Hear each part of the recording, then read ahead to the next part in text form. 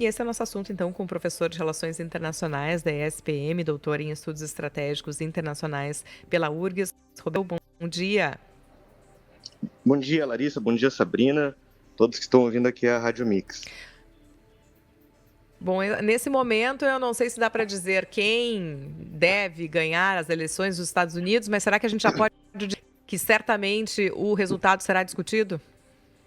Eu acho que a única certeza que nós temos é que as eleições nos Estados Unidos vão ser eleições que não se resolverão hoje, né? Se alguém está esperando os resultados ainda nessa terça-feira, eu acho que tudo indica, Sabrina, Larissa, que a gente vai receber isso na quarta, na quinta-feira, né?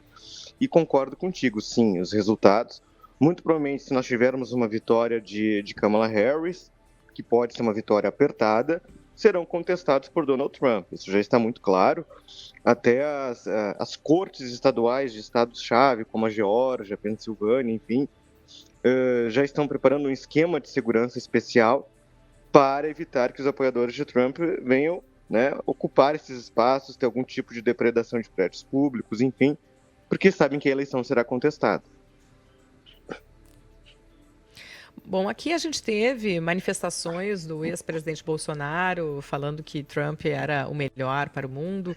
O presidente Lula fez toda uma introdução dizendo que não poderia se manifestar porque seria uma ingerência em relação a uma política a outro país, nação, e que ele é um amante da democracia, mas disse que com Kamala Harris a democracia estaria mais segura.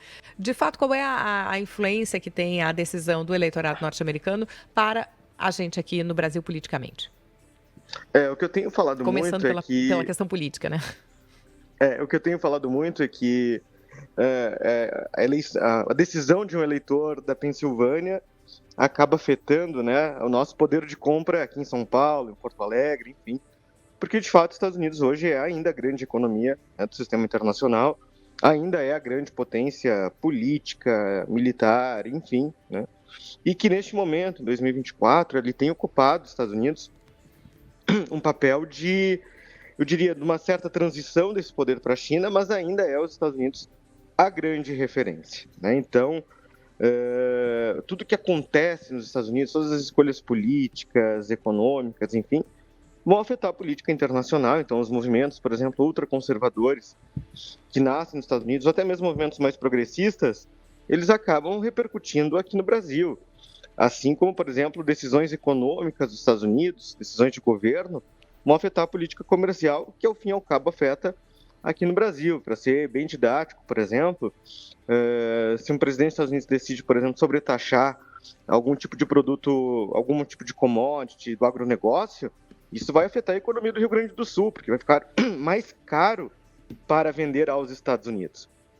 Então é muito sensível essa relação. Claro que ela tem diminuído, né, essa sensibilidade, digamos assim, mas os Estados Unidos ainda afeta em muito questões políticas, questões econômicas, comerciais, culturais, enfim, do mundo todo e principalmente aqui do Ocidente. Agora, quando se fala em protecionismo, tem de fato diferença entre Trump e Kamala Harris na expectativa de quanto protegerão a sua economia e atingindo o Rio Grande do Sul, o Brasil? O Rio Grande do Sul também, né? O Rio Grande do Sul, o Brasil, o mundo de modo geral. Nossa nação, né? A gente fica assim, nosso bairrismo. Não, o Rio Grande do Sul e o Brasil. Exatamente. O Trump a gente já conhece, né? Nós já tivemos 4 anos de governo Trump, que foi um governo mais protecionista, que tem uma visão de mundo, né? Na qual tudo deve ser produzido nos Estados Unidos e tudo que é importado deve ser cobrado uma taxa, né?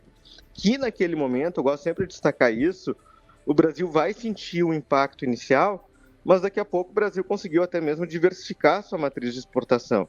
Não exportava mais para os Estados Unidos, mas conseguiu exportar para a China, para outros países do Sudeste Asiático, como Indonésia, por exemplo. Então teve aí um processo, digamos assim, de substituição dessas exportações, né?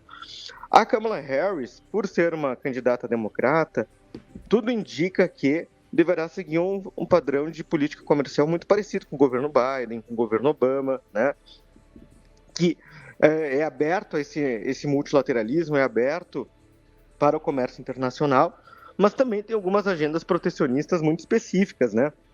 Em setores que eles consideram estratégicos, como o próprio agronegócio, setor de indústria e defesa, setor aeroespacial, enfim, né? Os dois são, mas o que a gente pode entender é que, claro, o Trump é mais protecionista na agenda econômica.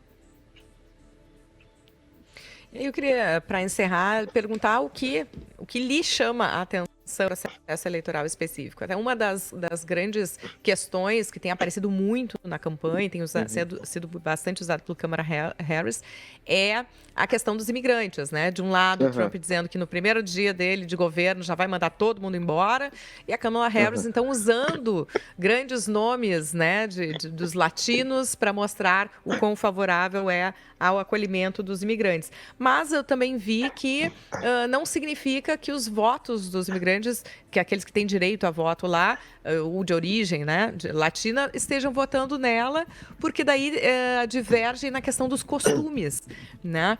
Então, estou apontando aqui um ponto que chamou a atenção, mas queria então lhe ouvir sobre o que está lhe chamando a atenção nesse processo eleitoral específico. Eu acho que essa questão migratória é um ponto que chama atenção, né? Não só o voto do eleitor latino-americano, que tem uma tendência a um voto mais conservador, né? Apesar de Trump, que seria o representante desse voto conservador, ser anti-imigração, e também a questão dos imigrantes árabes, né? Hoje muitos estão deixando de votar, não estão indo votar, nem mesmo em Kamala Harris, em virtude do descontentamento com as posições de Kamala Harris com relação à guerra no Oriente Médio, né? Então, acho que são dois grupos importantes.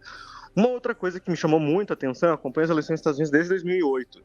Uma coisa que me chamou muito a atenção nas eleições deste ano é a total fragmentação, não é nem polarização da sociedade norte-americana, é a fragmentação, né? Então, você tem muitos grupos deixando de votar, ou muitos grupos não votando nem em Trump, nem Kamala Harris, votando em outros candidatos independentes, enfim, porque não aceitam mais, não concordam com esse sistema bipartidário. Eu acho que essa é uma das grandes, digamos assim, lições das eleições de 2024, é um questionamento sobre o bipartidarismo nos Estados Unidos, né, entre republicanos e democratas, que me parece que ele chegou, digamos assim, a um ponto de esgotamento, né?